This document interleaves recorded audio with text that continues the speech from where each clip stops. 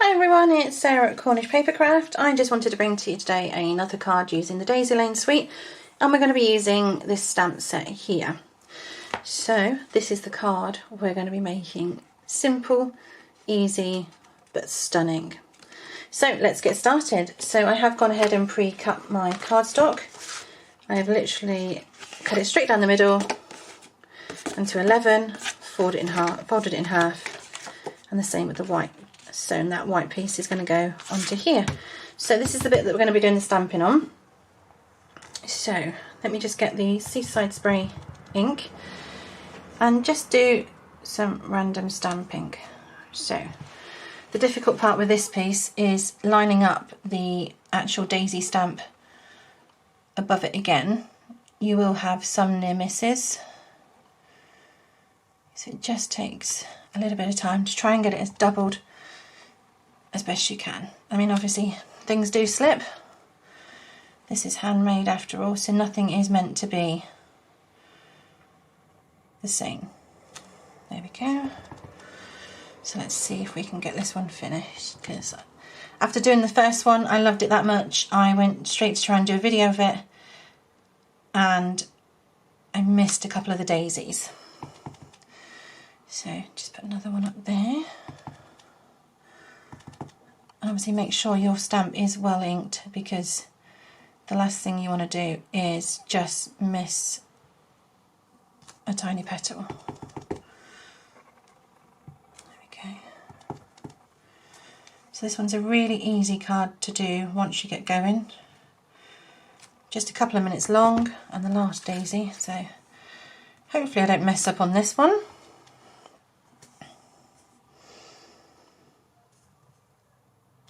There we go.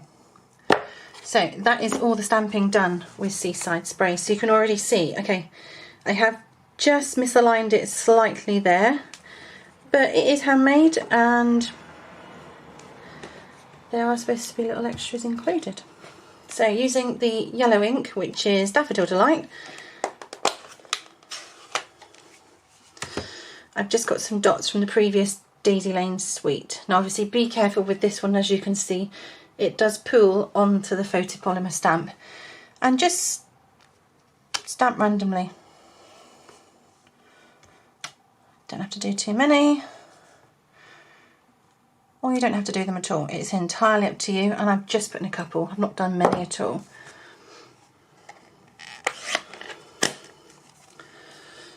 And then for the sentiment I am using the Friend one again out of Daisy Lane with white craft ink. So just hoping this part goes okay. So I've got a scrap of Seaside Spray. You can see I've already, where the stamp's already inked up, how many times I've made this stamp today. So obviously my ink pad's not bright white, it's been used for a lot of blending work, and but I like to get good value out of my ink pads. So just with your sentiment, just stamp it down about there, and that is it for the stamping. Obviously as this dries it will become a more whiter Friend, it will stand out a little bit more. So let's get putting the card together. So I'm just going to move this out of the way because it's probably got wet ink on it. And then just turn that on over. As you can see, I did have a go on the back and made a few mistakes, but I do like to make good use of my cardstock.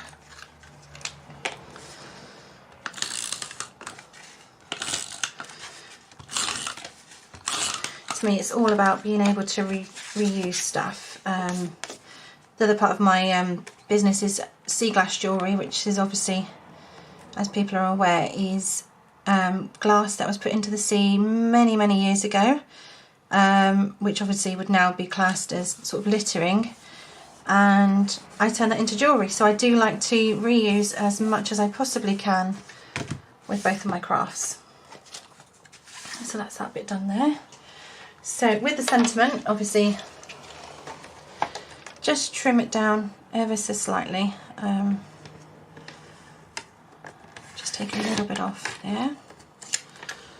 And then with this one, I've just left a little bit of a tail on, purely because we're going to notch it in shortly. I'm not one for technical words. I do get myself in a big muddle if I start describing things, so I tend to say notch it in. That usually means sort of give it a slight sort of banner ending, and you can make this as steep as you like, or you can do a short one, or you can just leave as it is. The decision is entirely yours. So there we go. So there is a punch that will do that one for you. I sometimes like just to grab a pair of scissors and do it myself. So with this one, obviously I'm not using dimensionals, I'm just gluing it down to the front. There we go, and I'm just going to pop it down just here. I do like to cover up the white bit so it's the blue meets the blue. There we go, pop that one on there. And then just for a bit of added bling, I have picked up some pearl embellishments from my local store, and I'm just going to pop them into the middle of each daisy. I think they quite like they add a nice touch to the middle of the card, especially if you're giving it to a female. A little bit of bling goes a long way, I like to say. I'll obviously just pop them just underneath the banner there. And the last one down here. There we go. So there's the original, there's the one we've just created on camera. A simple, easy, effective card that I think just looks absolutely stunning. I'd love to see the colours that you make in it, whether you stay to in colours or whether you switch to colours that you've got in your stash. I'd love to see photos of them. You can also, of course, you can find me on Facebook as Cornish Paper Crafts Independent Stampin' Up Demonstrator. Post your makes there. I would love to see them. Thank you very much for joining me today. Goodbye.